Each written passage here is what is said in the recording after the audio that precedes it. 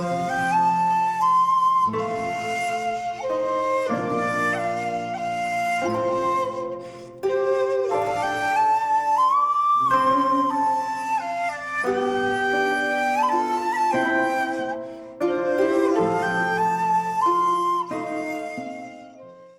there, this is Solitary Ronin from Solitary Ronin Films, and welcome to part 6 of my favourite 150 films as of July 2020.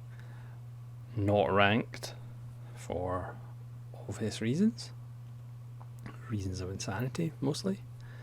So again, it's just another 15 of my favourite films.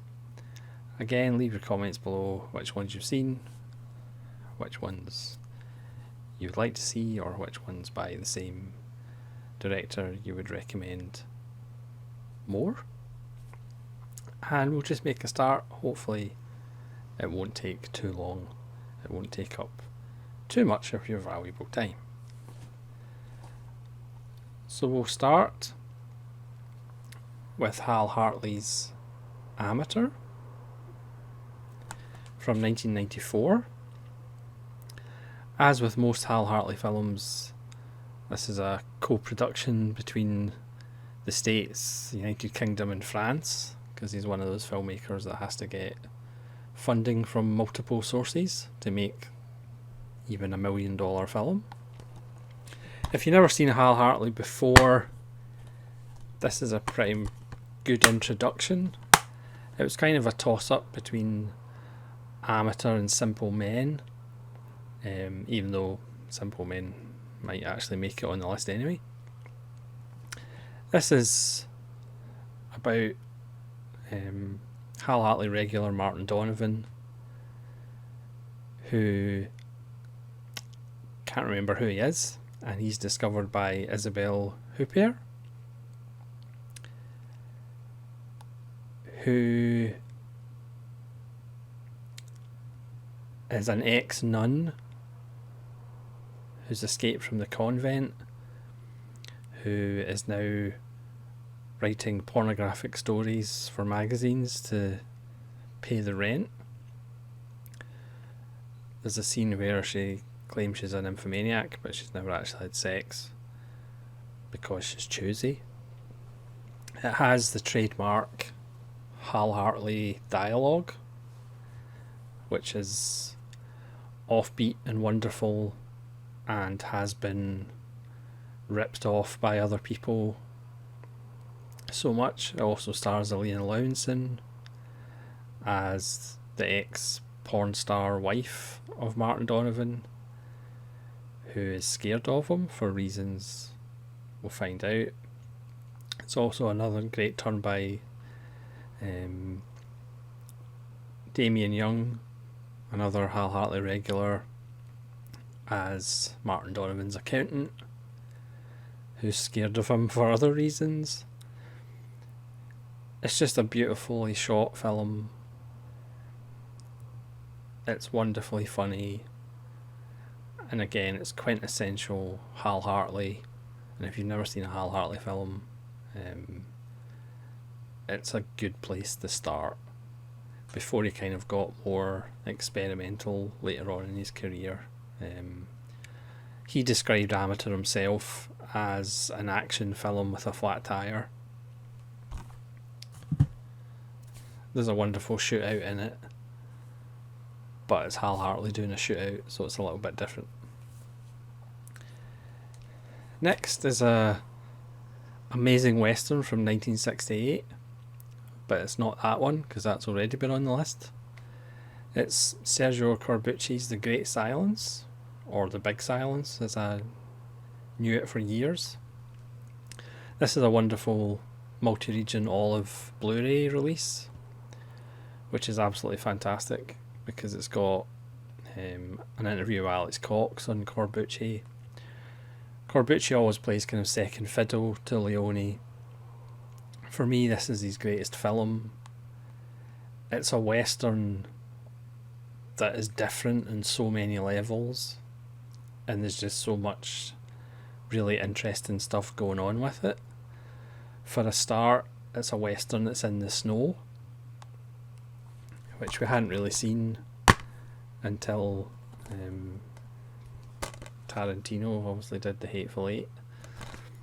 So it's a western in the snow. It stars Jean-Louis Trintignant, one of the greatest French actors of all time, who would do Bertolucci and Haneke and Szyslovsky.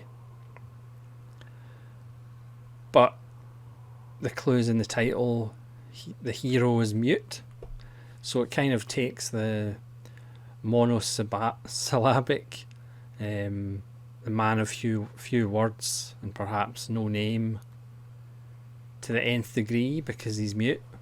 We find out why he's mute. So it's set in the snow. You have a hero who's mute. Klaus Kinski is the villain. You have an African American love interest, which didn't happen that often in westerns in the late 60s. Vanetta McGee, who's fantastic in it. I know I keep mentioning endings in this series of videos, but The Great Silence has one of the greatest endings of all time. It was rumoured, I think it was true, that Clint Eastwood had bought the rights to this to remake, but he never remade it. And if you've seen the film and you know the ending, you can kind of understand perhaps why he didn't. It has an Ennio Morricone score,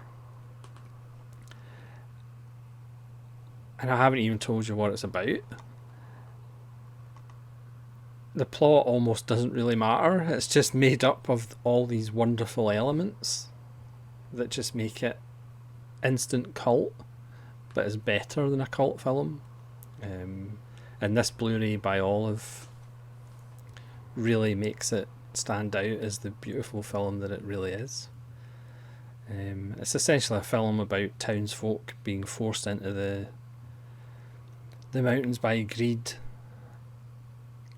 and bounty hunters led by Klaus Kinski pretty much having any excuse to kill them for the money.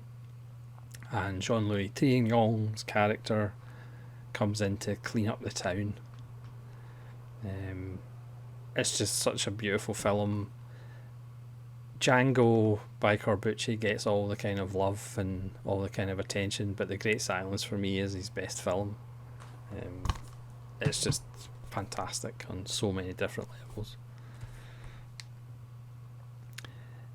Next is Baraka from 1992, shot in 70mm, obviously influenced by the Qatsi trilogy.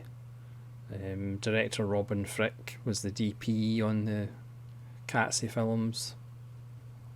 Again, this is just shots of the world, with a beautiful score.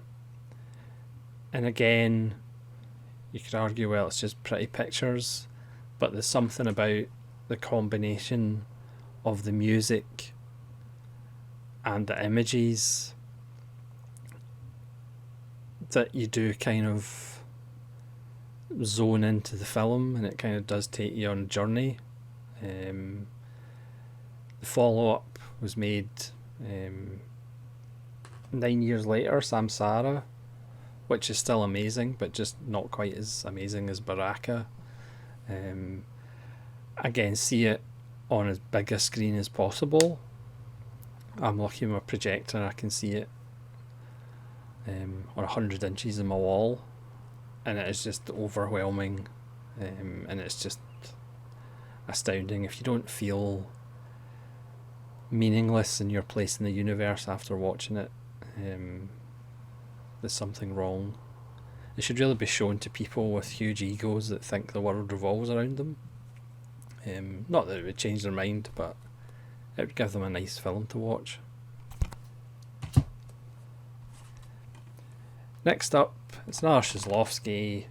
It's The Double Life of Veronique, or his mystery wrapped in an enigma, grounded in a riddle. It's about doubles.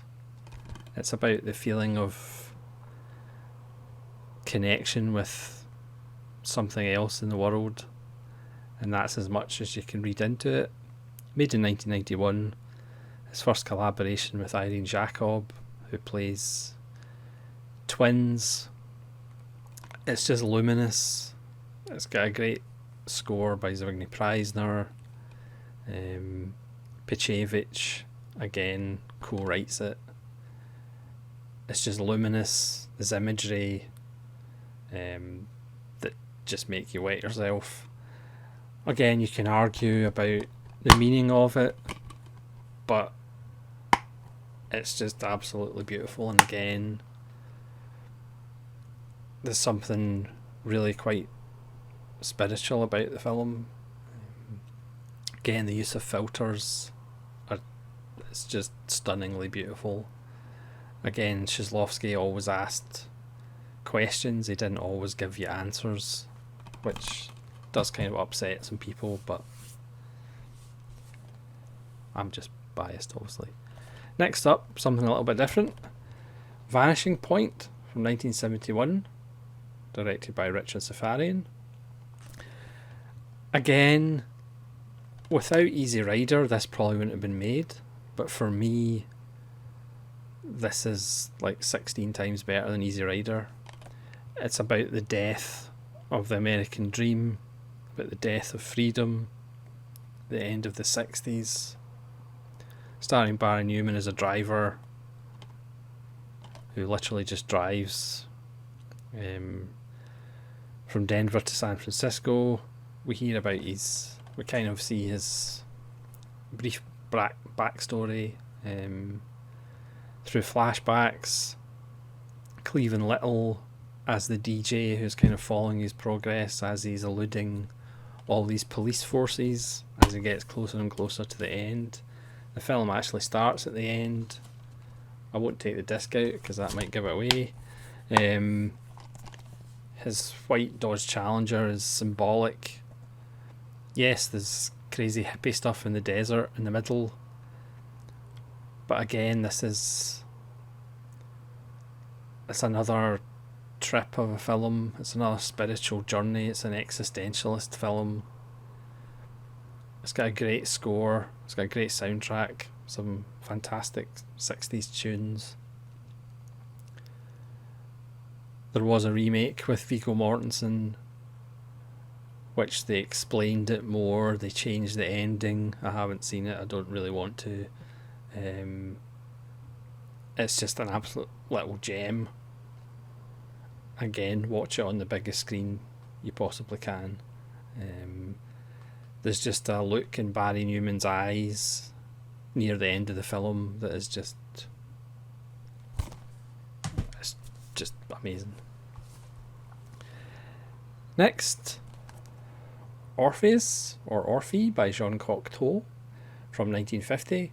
Again, this was kind of a toss-up between La Belle and La Bête, which again might make it in. This is the Orpheus and Underworld story told by Jean Cocteau in only a way that Jean Cocteau can. It's a beautiful film, poetic. This is Criterion Blu-ray number 68, if you're keeping score at home. Again, a lot of the kind of special effects that Cocteau used in this and La Belle and La Bête are obviously simple by today's standards,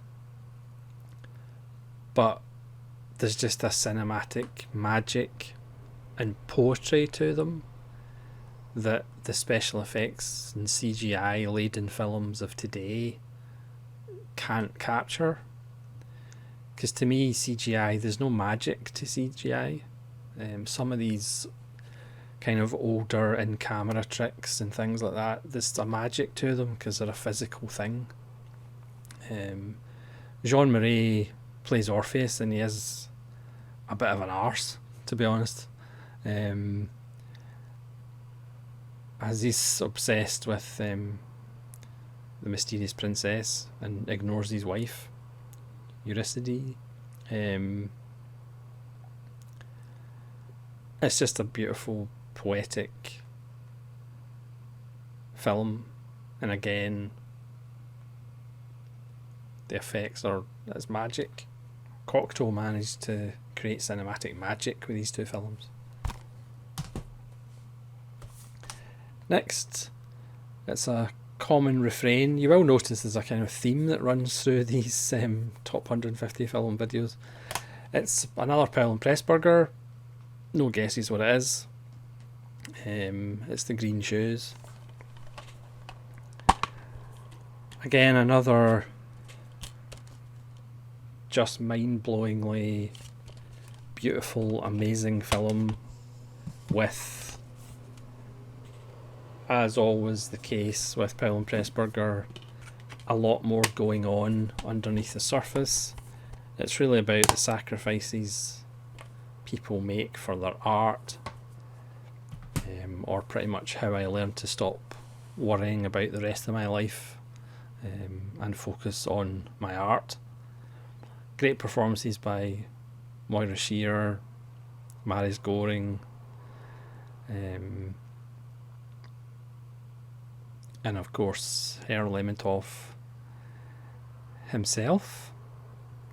It's just, even if you're not into ballet, it is just an amazing film. Hein Heckroth's production design, as in all the Archer's films he did, is just jaw-dropping. The music's wonderful. It's got a fantastic score. And again, 1948, nobody else was doing what the Archers were doing.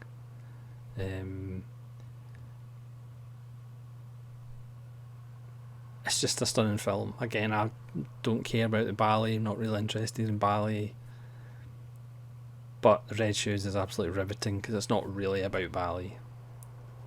I don't know how many Archer's films will be in this list, but there's going to be quite a few. Next is The Trial, or Le Procès, by Orson Welles. This is another one of his films that he shot over multiple years in multiple places, but somehow it kind of comes together. Based on the Kafka novel, it stars Anthony Perkins, as somebody who is accused of a crime, but he's not told what the crime is. He's got no idea what the crime is, and he tries to fight this kind of faceless system to find out what his charges are and how he can defend himself. It is like a ludicrous black comedy. It is actually pretty funny. As usual, Orson Welles, the shot composition is just stunning. It's almost like a science fiction film, as it's shot in crumbling cities with vast empty office buildings, and it's just a stunning film. Really nice print. The Studio Canal, whose prints are sometimes hit and miss. Jean Moreau, Orson Welles himself. It's not to everybody's taste. Again, it's got a great ending. I think that's one of the things, if you're going to have a great ending, chances are you're going to be on this list somewhere. One of Anthony Perkins' best performances, because he's just confused and angry and outraged for most of it. Yeah, again, I haven't seen the Anthony Hopkins one, but it's one of Orson Welles' best.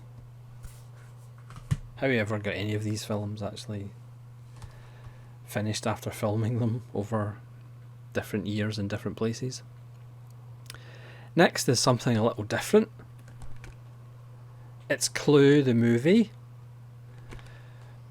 which pretty much most people hate, even though I think it's coming round, because people can look at it from a distance as opposed to when it first came out, because it absolutely bombed. It's one of the quintessential Tim Curry films.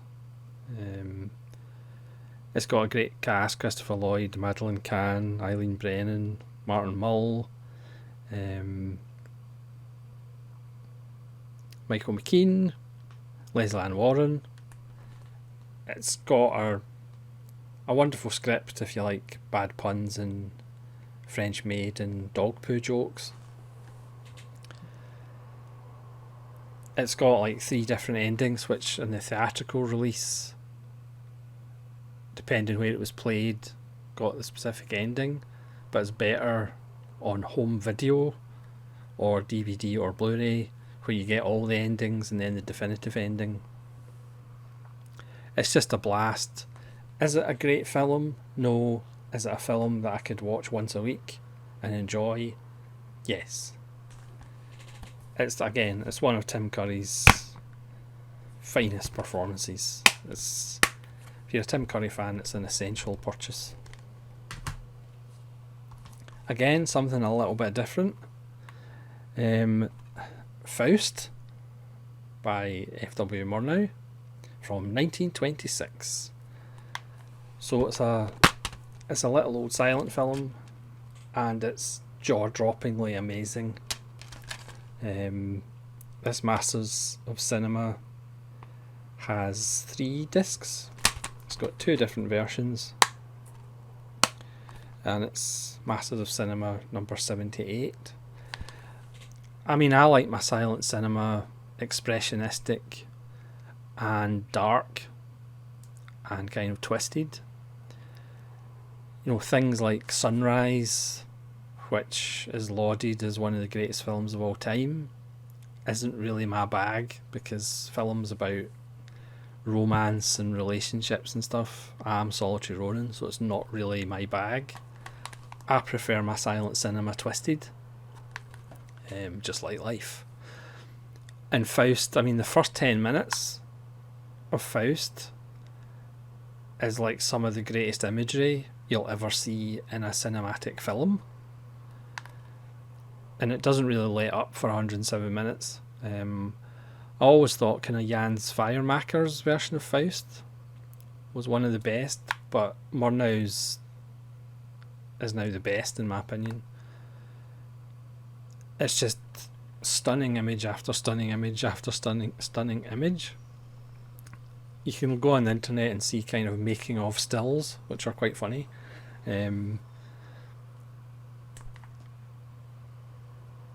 It's just an amazing film. It's just absolutely amazing. You literally sit through the whole thing and go, look at that shot, look at that shot, look at that shot, look at that shot. Oh, that shot's quite good. It's just absolutely stunning. Starring Emil Jannings. Obviously a lot of years before he retired and became a fascist. It's just a stunning film. If you're not a big fan of silent films, stick on Faust and you probably will be. Again, but I like my silent films a little bit twisted and odd rather than standard storytelling. Next, yes, it's another Billy Wilder. Sunset Boulevard. One of the few that the Eureka Masters of Cinema don't actually have in Blu-ray. Everybody must have seen Sunset Boulevard, but every time you see it, it's kind of, if you go a while between watches, you kind of go, yeah, Sunset Boulevard, good film, da da da. But then you watch it again and you realise actually how great it is. As I look at Hollywood, I look at the ending of an era between silent and sound, and how a lot of careers were basically ended as soon as sound came in. A lot of careers, people that were really successful, just disappeared and ended. But obviously those people didn't disappear. It's really funny, it's got a great script. It starts with a corpse telling you the story in flashback, which I'm not sure happened before then. Billy Wilder, who's not famous for making particularly good looking films, Sunset Boulevard is absolutely gorgeous. There's a kind of David Lynch tone about it, with kind of chimpanzee funerals and such. There's delicious touches like Eric von Stroheim being a butler. Gloria Swanson just gives pretty much her best performance, I think. Yeah. If you haven't seen it for a while and you kind of forget that it's actually one of Wilder's best and that's saying something, go watch it again, because it's a stunning film. Next, again, this list will probably be predictable to regular viewers. It's Kurosawa's Jimbo, which might have been one of the first Kurosawa films that I saw, and it blew me away. From the moment the dog walks up to Toshiro Mifune with a hand in its mouth, you know this is going to be special. Again, one of his most Western films that obviously influenced Sergio Leone's A Fistful of Dollars, which Kurosawa, I think, sued Leone for Fistful of Dollars. And again, it's just a great Toshiro Mifune performance, great score. This is part of the Jimbo Sanjuro Criterion. It's by number 52, if you're counting at home.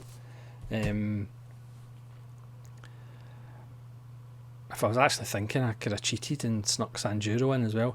Right, anyway, but Jimbo is such a simple story. A drifter comes to town, realises there's two bad gangs and decides to clean up the town. Only because he's bored. Again, it's pretty rare at the time. He doesn't do it for love, he doesn't do it for money, he does it because he's bored, which is just fantastic. Mifune, with his physical tics, his scratching and the shrugging of his shoulders, and again with Kurosawa, the shot composition is stunning. There's frames within frames as characters watch from inside buildings as action unfolds. It's wonderful. And he made a sequel in Sanjuro that's almost just as good. Next, from 1982, it's Missing, with Jack Lemmon and Sissy Spacek, directed by Costa Gavras. Obviously Zed gets a lot of love, quite rightly, but I prefer Missing. That's probably because of Jack Lemmon. Actors talk about wanting to take parts whose character goes on a journey and they kind of change. This is your classic changing performance by Jack Lemmon, as a father who goes to South American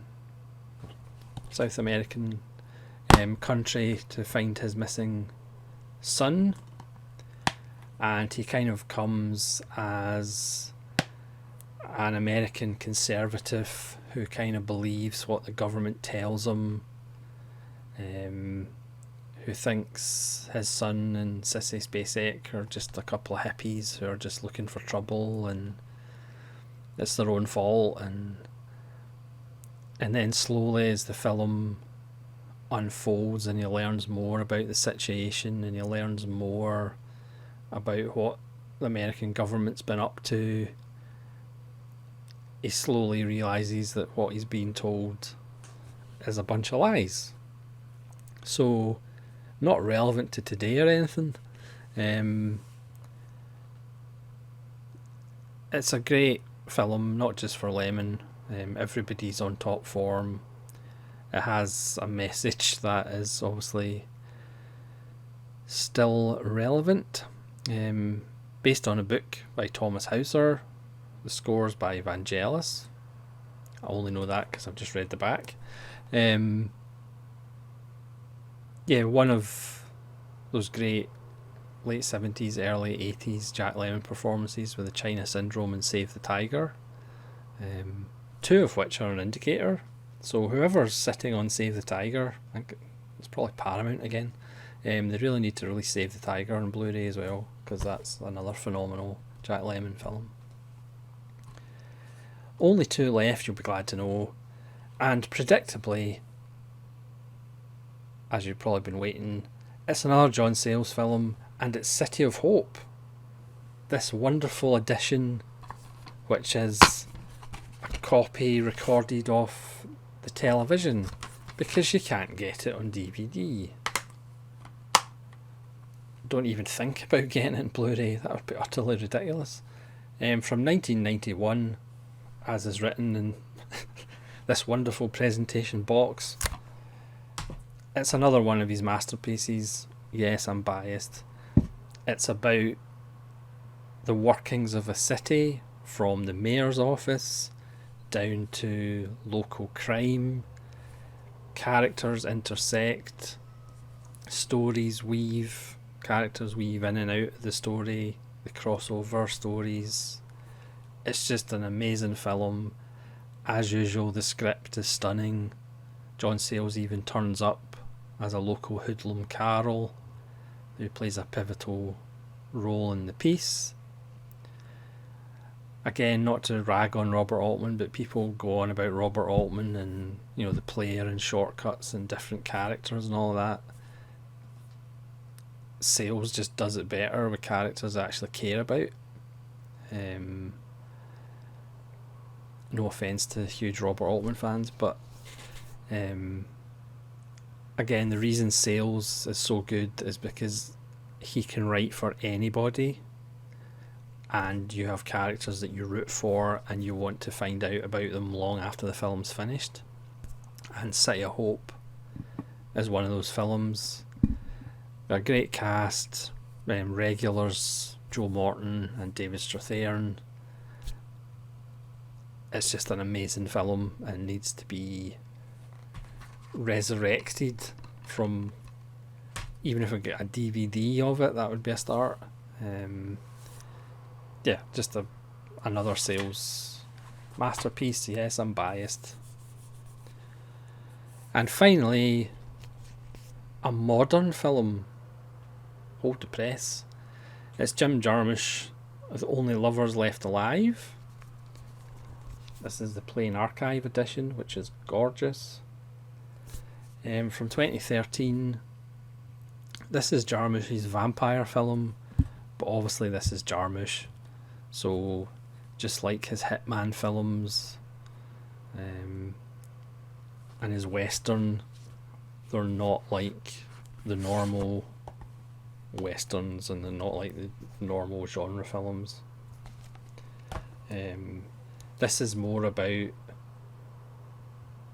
the knowledge you learn as far as art and what you consume, not just blood, over a long life if you're 400 years old.